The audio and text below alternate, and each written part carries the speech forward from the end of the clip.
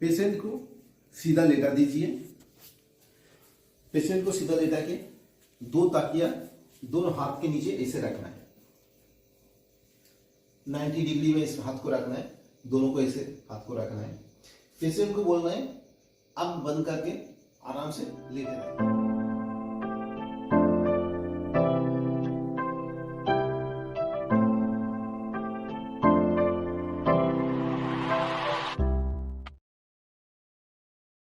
नमस्कार, pen healer Abhijit channel में आपका सबका स्वागत है। आज मैं आप लोग को जो ट्रीटमेंट सिखाने वाला हूं वो है डिजीनेस, वर्टिगो, चक्कर आना, जो सिर घूमना, जो बैठ के उठ रहा है, सिर घूम रहा है कि चलते चलते सिर घूम रहा है, तो इसको वर्टिगो बोलता है। तो वर्टिगो एक सिम्टम है। ये बहुत सारे कारण में ये वर्टिगो या डिजीनेस या चक्कर आना होता है। कुछ बॉडी का प्रॉब्लम से जिसकी वजह से ये चक्कर आता है। चक्कर के साथ साथ उल्टी आता है किसी किसी का, कभी कभी एक हाथ पैर सूनापन आता है, कभी सिर दर्द होता है, माइग्रेन के टाइम पे होता है, चक्कर आता है। बहुत सारे कारण है जिसकी वजह से ये वर्टिगो होता है। जैसे अगर कान की इनर लेयर में फ्लूइड जम जाए, पानी जम जाए, तो फ्लूइड के इम्बैलेंस के कारण भी वर्टिगो होता है, चक्कर आता है। ब्रेन में कुछ प्रॉब्लम होने से, ब्रेन में ट्यूमर होने से वर्टिगो होता है। सर्वाइकल स्पॉन्डिलाइसिस, सर्वाइकल रीजन में अगर दोनों वर्टिब्रा कॉलम के बीच में नर्व अगर प्रेस होता है, उसके वजह से भी चक्कर आता है। तो बहुत सारे कारण हैं जिसकी वजह से चक्कर आता है। कुछ मेडिकल डिजीज भी है जिसकी वजह से चक्कर आता है। जैसे बॉडी में एचबी की कमी, हीमोग्लोबिन की कमी होने से आता है। बॉडी वीक हो जाता है, उसके वजह से भी चक्कर आता है।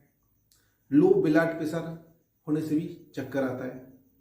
तो बहुत सारे चक्कर आने का, वर्टिगो होने का कारण है। ये हमें इन्वेस्टिगेशन करने के बाद ही पता चलेगा। कुछ ब्लड इन्वेस्टिगेशन से, जैसे अगर एचबी कम है, हीमोग्लोबिन कम है, तो हम ब्लड इन्वेस्टिगेशन करके पता कर सकते हैं।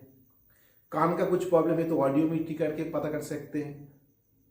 ब्रेन में अगर प्रॉब्लम है, ट्यूमर है, तो हम ब्रेन एमआरआई करके पता कर सकते हैं।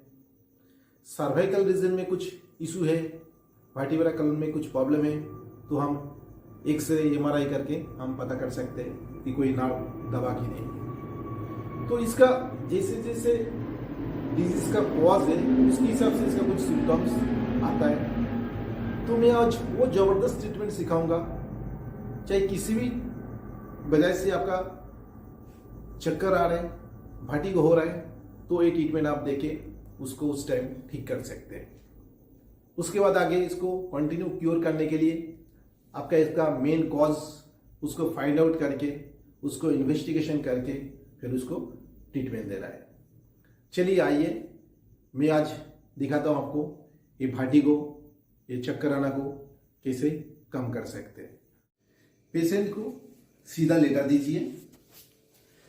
पेशेंट को सीधा लेटा के दो तकिया दोनों हाथ के नीचे ऐसे रखना है। 90 डिग्री में इस हाथ को रखना है, दोनों को ऐसे हाथ को रखना है। पेशेंट को बोलना है आंख बंद करके आराम से लेटे रहे। पेशेंट के दोनों तरफ पैर से खड़ा हो जाइए। हमारा पॉइंट है 4 फीट। कैसे देना है देखिए, ये दोनों तरफ हाथ से दबाना है 6 सेकेंड करके। देखिए, 1 1 1 2 1 3 1 4 1 5 1 6। फिर दोनों एक घंटा यहाँ पे 1 1 1 2 1 3 1 4 1 5 1 6। फिर यहाँ पे 1 1 1 2 1 3 1 4 1 5 1 6। फिर 1 1 1 2 1 3 1 4 1 5 1 6। ये 4 बार होने से एक पीट काउंट होता है। तो हमें इसे 16 बार देना है, कंटिन्यू देना है, रुकना नहीं है। तो 4 हो गया, फिर 5 1 5 2 5 3 5 4 5 5 5 6 6 1 6 2 6 3 6 4 6 5 6 6 7 1 7 2 7 3 7 4 7 5 7 6 8 1 8 2 8 3 8 4 8 5 8 6।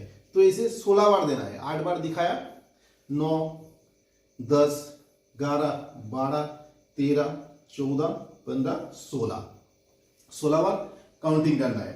ये दोनों में रहेगा ऐसे, और ये एक्सिला है, एक्सिला की यहाँ पे ऐसे आ जाएगा। प्रेशर होगा 6 सेकंड करके, नहीं ज्यादा ना कम, और काउंटिंग 16 बार होना है।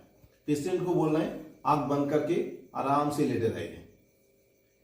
ये हाथ से देना है, अगर छोटे बच्चा है या किसी को भी दे सकते हो, लेकिन पैर से देना है तो कैसे देना है आइए मैं दिखाता हूं आपको।